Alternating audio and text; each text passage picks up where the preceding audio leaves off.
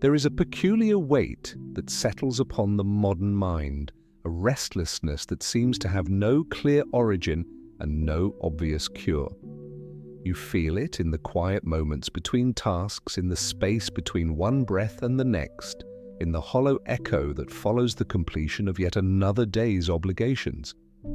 It is the sensation of being perpetually in motion while somehow never arriving anywhere meaningful, of being constantly busy yet profoundly unfulfilled. This restlessness has become the background hum of contemporary existence, so familiar that we barely notice its presence until those rare moments when it suddenly intensifies, demanding our attention like a persistent ache that can no longer be ignored. The ancient Romans had a word for this condition, though they could scarcely have imagined the particular forms it would take in our digital age. They called it inquietudo, a state of unquiet, of being unable to rest in one's own being. The Stoic philosophers, those remarkable thinkers who walked the marble halls of Rome and contemplated the nature of human suffering with such clarity, understood this restlessness not as a modern affliction, but as something fundamental to the human condition. They saw it as the natural result of a mind that has lost its way, that has forgotten its proper relationship to the world and to itself. Marcus Aurelius, writing in his private journal during military campaigns along the Danube frontier, captured this feeling with startling precision. How much trouble he avoids who does not look to see what his neighbor says or does, but only to what he does himself.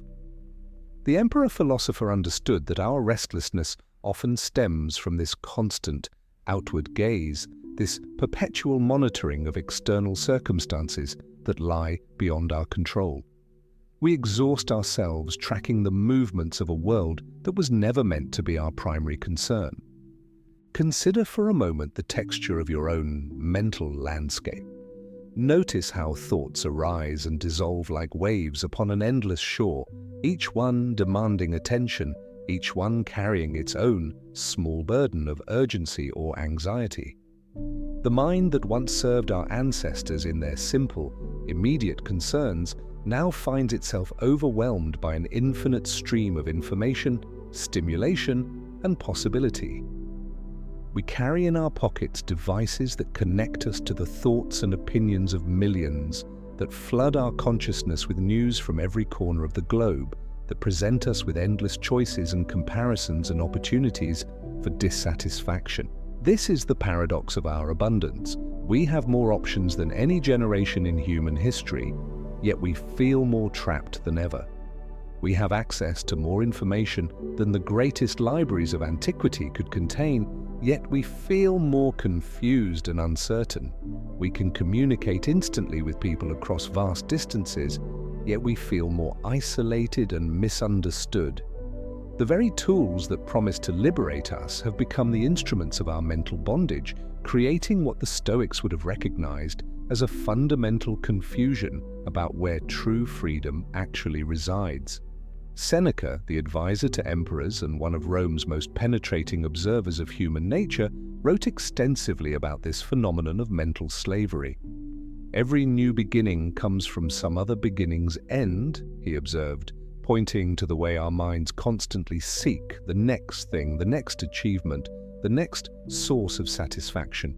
We live in a state of perpetual becoming, never quite arriving at being. The restlessness you feel is the symptom of a consciousness that has forgotten how to inhabit the present moment, that has become addicted to the promise of future fulfillment while remaining blind to the richness that already surrounds it. The ancient world moved at the pace of walking, of sailing ships, of messages carried by horseback across dusty roads. There was time for contemplation, for the slow development of ideas, for the patient cultivation of wisdom. Thoughts could unfold naturally like flowers opening to the morning sun. But our thoughts now move at the speed of electricity, jumping from one stimulus to the next with barely a pause for reflection.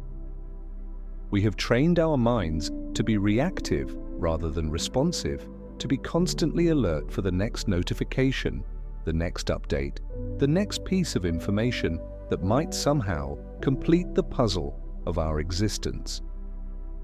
This acceleration has created what we might call a crisis of attention. The Stoics understood attention as the most precious resource we possess, the faculty through which we engage with reality and shape our experience of being alive. Epictetus, who knew something about the value of freedom having spent his early years as a slave, taught that our attention is the one thing that remains truly our own, regardless of external circumstances. Wealth consists in not having great possessions, he said, but in having few wants. This applies not only to material possessions, but to the possessions of the mind, the endless accumulation of thoughts, worries, plans, and desires that weigh down our consciousness like stones in a traveler's pack.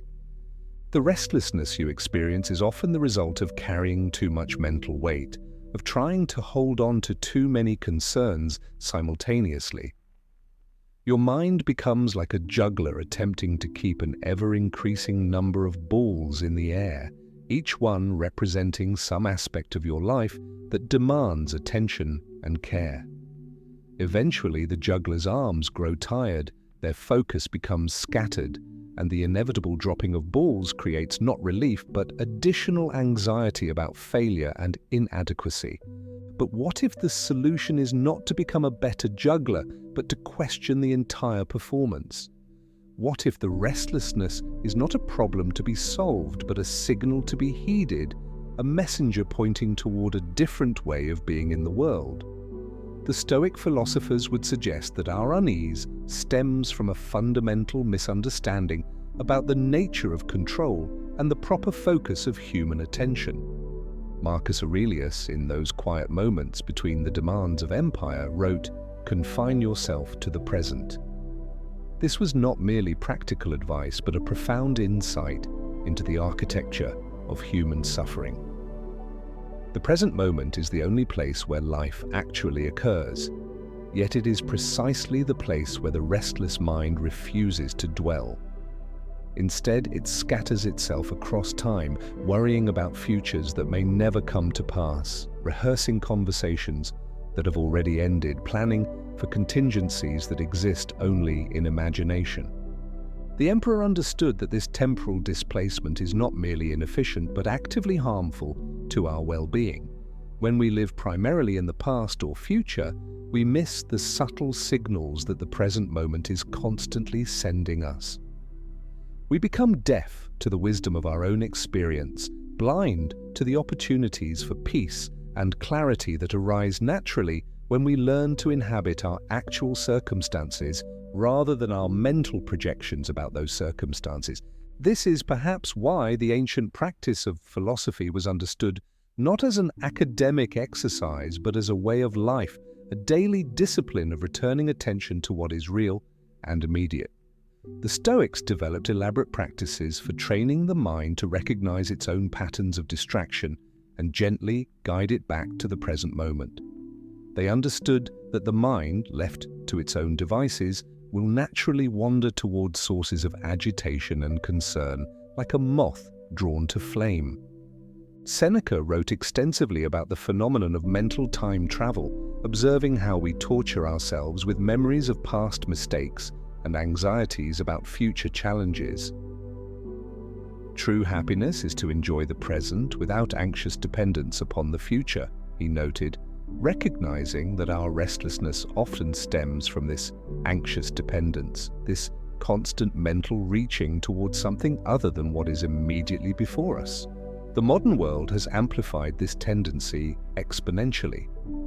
We are constantly bombarded with information about events occurring in distant places, problems we cannot solve, crises we cannot influence.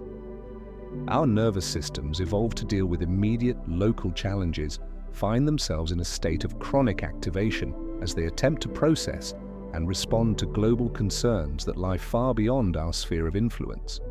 We feel responsible for everything and capable of affecting almost nothing, a combination that breeds the particular form of restlessness that characterizes our age.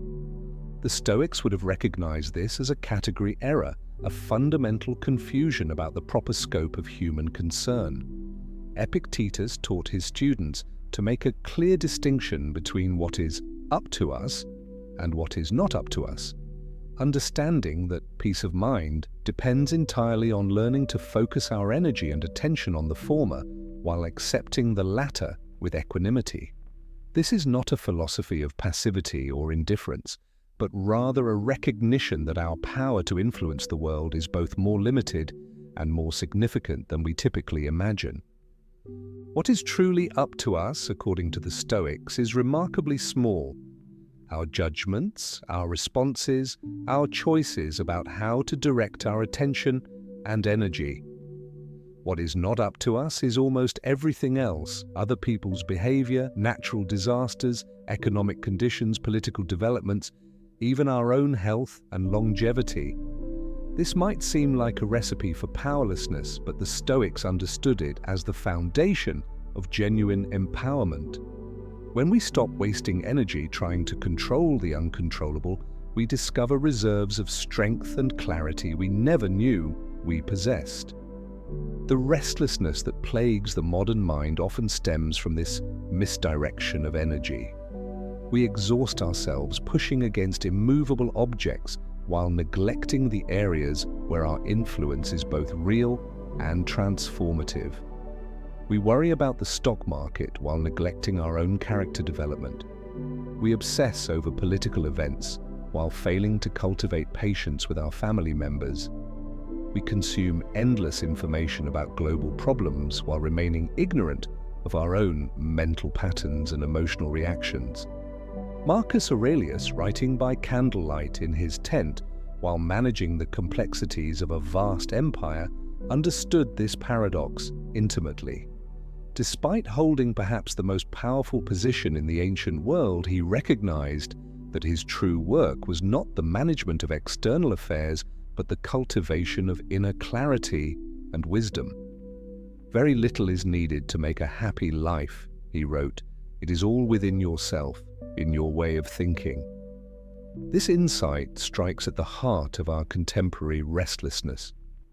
We have been conditioned to believe that happiness and peace depend on external arrangements. The right job, the right relationship, the right living situation, the right political outcomes. We exhaust ourselves trying to manipulate these external factors while remaining strangers to our own inner landscape. The Stoics understood that this approach is not merely ineffective but actively counterproductive, creating the very agitation and dissatisfaction it seeks to eliminate. The path towards stillness, according to ancient wisdom, begins with a radical reorientation of attention. Instead of constantly monitoring external circumstances for signs of threat or opportunity, we learn to observe the movements of our own consciousness with the same careful attention we might give to a beautiful sunset or a piece of music. We begin to notice the patterns of thought and emotion that arise spontaneously throughout the day, the way certain triggers reliably produce certain responses, the subtle ways in which our mental habits shape our experience of reality. This is not the self-absorption of narcissism, but the self-awareness of wisdom. The Stoics understood that we cannot effectively engage with the external world until we understand the internal processes through which we perceive and interpret that world. Our judgments, reactions, and responses are not automatic or inevitable, but learned patterns that can be observed, understood, and gradually transformed through patient practice. Seneca wrote beautifully about this process of inner observation. When the mind is at peace and in harmony with itself, when it has gained control over its passions, and can stand pain and enjoy pleasure without being enslaved by either, then and only then can it be called truly happy. This harmony is not achieved through force or suppression, but through understanding, through learning to see our own mental processes with the same clarity and compassion we might bring to observing the behavior of a beloved friend. The restlessness you feel is often the result of being at war with your own experience, of constantly judging and evaluating and trying to change what is already present. The mind becomes like a person trying to smooth the surface of water with their hands. The very effort to create stillness generates more disturbance. The Stoics understood that peace comes not from eliminating all mental activity, but from changing our relationship to that activity, from learning to observe the movements of consciousness without being swept away by them. This shift in perspective is subtle but profound. Instead of identifying completely with every thought and emotion that arises, we begin to recognize them as temporary visitors in the space of awareness. Thoughts come and go like clouds across the sky. Emotions rise and fall like waves on the ocean, but the awareness that observes these phenomena remains constant and undisturbed. The Stoics called this observing awareness the ruling faculty, or hegemonikon, understanding it as the essential core of human identity that remains free regardless of external circumstances. Epictetus, drawing on his own experience of physical bondage and liberation, taught that this inner freedom is the only freedom that truly matters.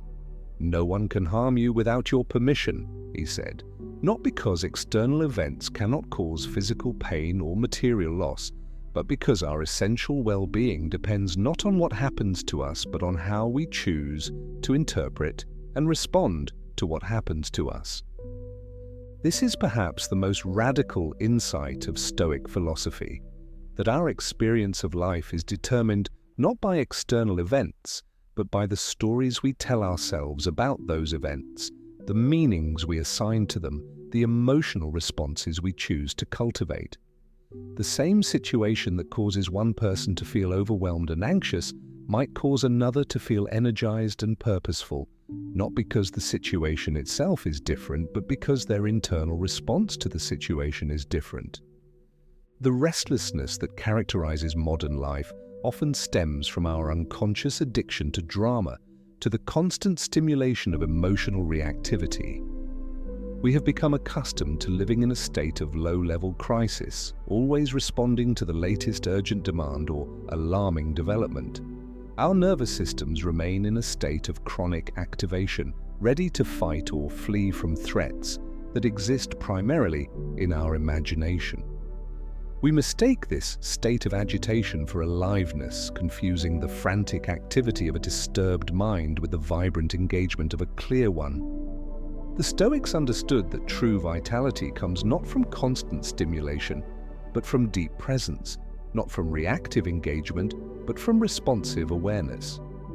They cultivated what we might call a quality of alert relaxation, a state of being fully awake and available to experience, while remaining fundamentally at peace with whatever arises. This is the opposite of the restless seeking that drives so much of contemporary behavior, the constant reaching for something other than what is immediately present. Marcus Aurelius captured this beautifully when he wrote, "Accept the things to which fate binds you, and love the people with whom fate associates you." This is not passive resignation, but active acceptance, a recognition that our deepest satisfaction comes not from getting what we want, but from wanting what we have, not from changing our circumstances, but from changing our relationship to our circumstances. This shift from wanting to accepting, from seeking to receiving, from doing to being, represents a fundamental reorientation of human energy. Instead of constantly pushing against reality in an attempt to make it conform to our preferences, we learn to work with reality, to find the opportunities for growth and service that exist within whatever situation we find ourselves facing. This does not mean becoming passive or indifferent, but rather becoming more skillful in our engagement, more strategic in our efforts, more effective in our actions. The ancient philosophers understood that this kind of skillful engagement requires a quality of mental stillness that allows us to see clearly, to respond rather than react, to choose our actions based on wisdom rather than impulse. They developed elaborate practices for cultivating this stillness, not as an escape from the world, but as a preparation for more effective engagement with the world. Seneca wrote extensively about the practice of evening reflection, taking time each day to review the events that had occurred, the responses that had been chosen, the lessons that had been learned. This was not self-criticism but self-understanding, a gentle inquiry into the patterns of thought and behavior that shape our experience of life. Through this kind of patient self-observation, we begin to see the unconscious habits that generate restlessness and dissatisfaction, and we develop the capacity to choose different responses. The restlessness you feel is often the result of living unconsciously, of being swept along by mental and emotional patterns that operate below the threshold of awareness. The Stoic practice of mindful attention brings these patterns into the light of consciousness, where they can be examined, understood, and gradually transformed. This is not a quick fix or a simple technique, but a way of life, a commitment to ongoing growth and self-discovery that unfolds over years and decades. The ancient world understood time differently than we do. They recognized that meaningful change occurs slowly, through patient repetition and gradual refinement rather than dramatic breakthroughs or sudden transformations. The Stoics cultivated what we might call a long view of human development, understanding that the cultivation of wisdom and inner peace is the work of a lifetime, not a weekend workshop or a month-long program. This perspective offers profound relief from the urgency and impatience that characterize so much of contemporary life. We are constantly being told that we should be able to solve our problems quickly, that there are shortcuts to happiness and fulfillment, that the right technique or insight or purchase will finally bring us the peace we seek. The Stoics understood that this very seeking is often the source of our restlessness, that the constant pursuit of future satisfaction prevents us from recognizing the completeness that is already present in this moment. Epictetus taught his students to distinguish between their roles and their essential identity, understanding that much of our suffering comes from over-identifying with temporary circumstances and social positions. We think we are our job, our relationship status, our financial situation, our health condition, our political affiliations. When these external identities are threatened or changed, we experience a crisis of self that manifests as anxiety, depression, or restlessness. But the Stoics understood that our essential identity lies deeper than any of these temporary roles or circumstances. At our core, we are conscious beings capable of choice, awareness, and response. This capacity for conscious choice remains constant regardless of what happens to us externally. A person can lose their job, their health, their relationships, even their freedom, and still retain the fundamental dignity and power that comes from being able to choose their response to these circumstances. This is not a philosophy of denial or spiritual bypassing, but a recognition of what remains constant in the midst of change.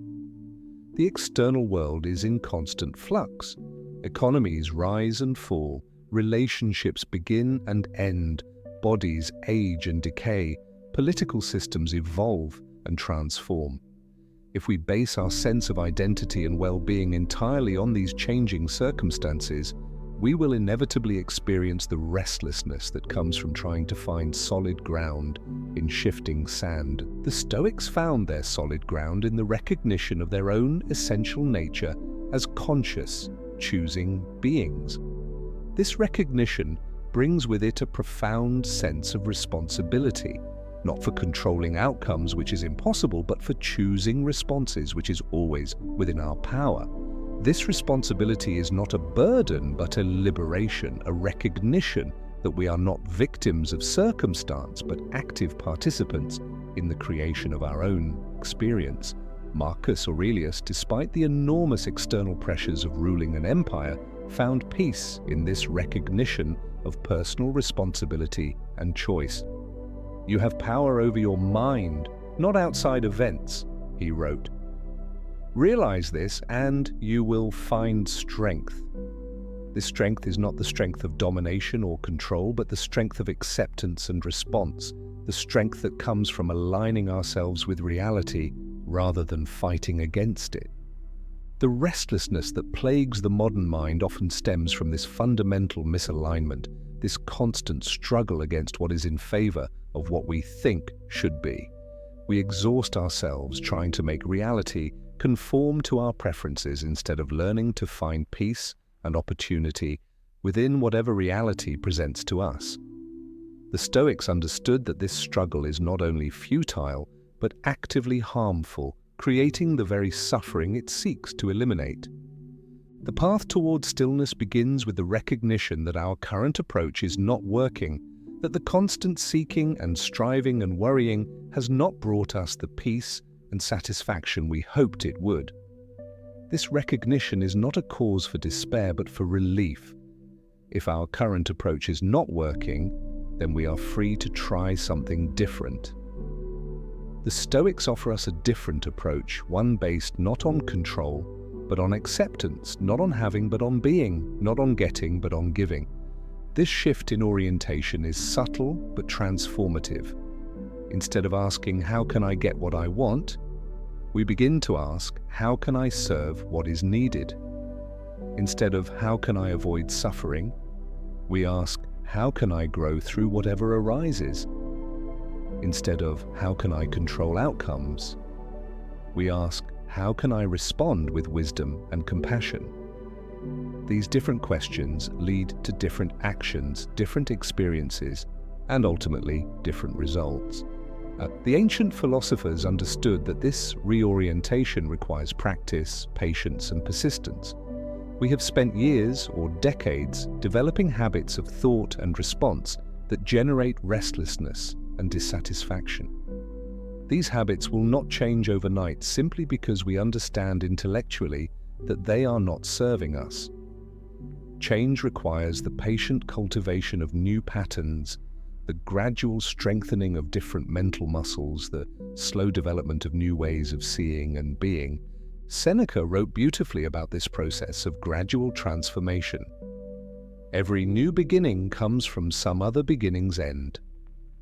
The end of our restless seeking marks the beginning of our peaceful presence. The end of our anxious controlling marks the beginning of our trusting acceptance. The end of our constant doing marks the beginning of our simple being. This is not the end of activity or engagement, but the beginning of a different kind of activity, one that arises from stillness rather than agitation, from clarity rather than confusion, from love rather than fear.